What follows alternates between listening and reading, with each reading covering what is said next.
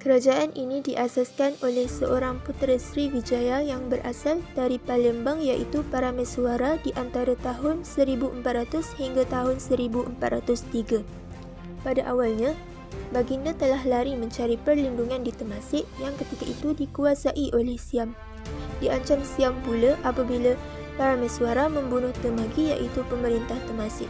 Melaka pada mulanya merupakan perkampungan kecil yang berkembang menjadi pusat perdagangan dan mengambil alih peranan Sriwijaya.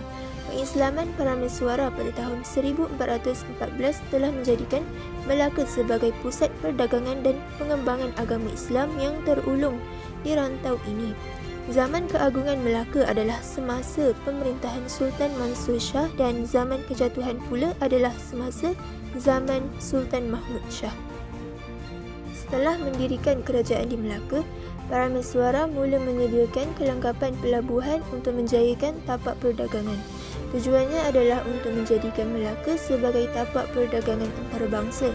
Pada tahun 1403, Duta dari negara China, Yinqing membawa hadiah kepada Parameswara dan Melaka mendapat pengiktirafan dari negara China. Pada tahun 1405 pula, utusan dari Melaka mengiringi Maharaja China balik ke China. Kedaulatan Melaka telah diiktiraf secara rasmi dan Parameswara ditabalkan sebagai raja.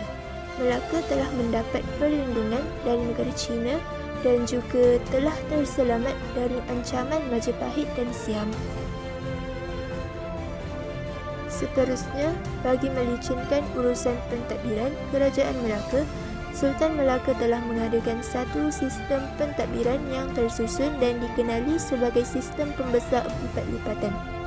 Sistem pembesar empat lipatan terdiri daripada kumpulan pembesar yang menjadi pegawai tadbir Kerajaan Melaka. Dalam sistem pentadbiran ini, Sultan mengetuai teraju pemerintahan. Baginda dibantu oleh 4 orang pembesar yang dikenali sebagai pembesar berempat. Mereka terdiri daripada bendahara, penghulu bendahari, temenggung dan laksamana. Pembesar berempat dibantu oleh pembesar ber-8, pembesar 16 dan pembesar 32. Kedudukan geografinya yang terletak di tengah-tengah jalan laut perdagangan antarabangsa dan berperanan sebagai penyambung pasaran perdagangan utama di benua India dan benua China. Memiliki kelebihan dari segi kedudukan di pertemuan angin monsun iaitu angin monsun timur laut dan angin monsun barat daya. Kekayaan sumber asli, hasil persekitaran dan hasil hutan, orang Melayu pesisir memainkan peranan penting sebagai penjual dan pengedar hasil hutan. Emas dan biji timah menjadi hasil sumber utama di Melaka. Faktor ekonomi, Melaka dilimpahi kemewahan barang-barang dagangan dari negara luar. Selain itu, kekayaan hasil serantau seperti rempah, hasil rotan, kayu dan damal sebagai barang dagangan yang penting ketika itu. Melaka muncul sebagai sebuah pelabuhan perdagangan utama dengan peranan sebagai pelabuhan interport yang maju. Faktor politik dan pentadbiran. Hubungan rapat antara Melaka dengan China memberi peluang kepada Melaka memperoleh perlindungan politik. Hal ini dapat mengelakkan Melaka dari ancaman Siam yang kuat ketika itu. Melaka mempunyai ciri keselamatan dan ketenteraan yang lengkap, terutama dengan penglibatan orang laut dan tokoh-tokoh kerajaan. Melaka juga mempunyai tokoh perbendaharaan yang tersusun, termasuklah sistem cukai dan jual belinya. Penggunaan bahasa Melayu sebagai bahasa perantaraan, lingua franca, membolehkan komunikasi di Melaka berjalan dengan lancar. Kegemilangan Kesultanan Melaka.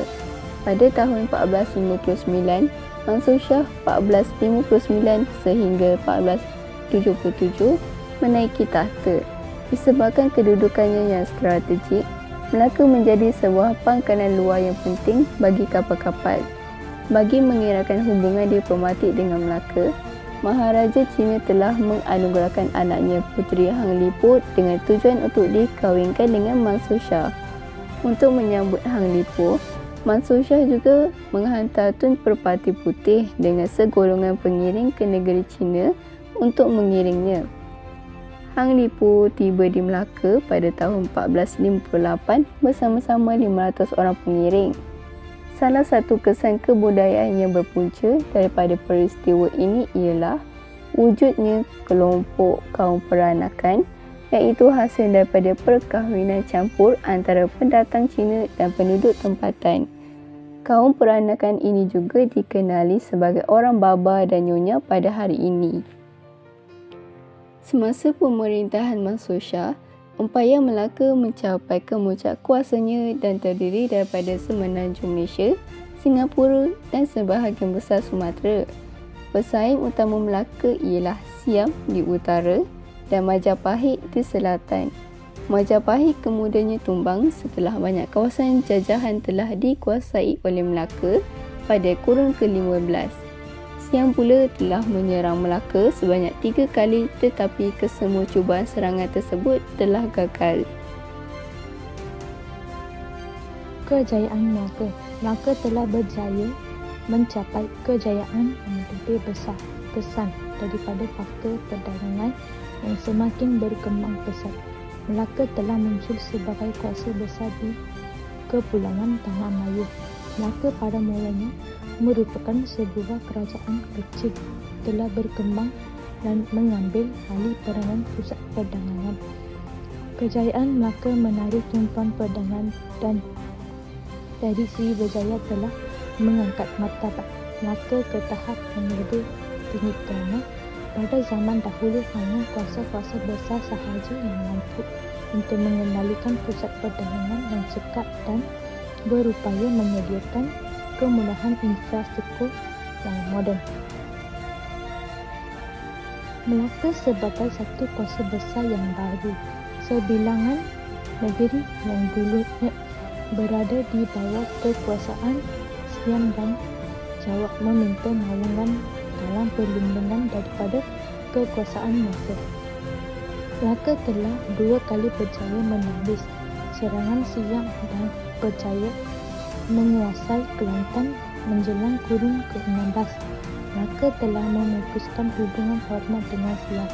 Melaka sebagai sebuah entepet baru iaitu penerima, pembeli, pengantara, pedagang timur dan barat dan penyebar barang yang dibawa ke Melaka dan ke tempat lain. Kejatuhan Kesultanan Melayu Melaka. Faktor dalaman. Pegangan agama yang lemah walaupun agama Islam menjadi penganutan dan penyebaran utama di Melaka. Namun penangan dan penghayatan agama semakin runtuh dalam kalangan pembesar.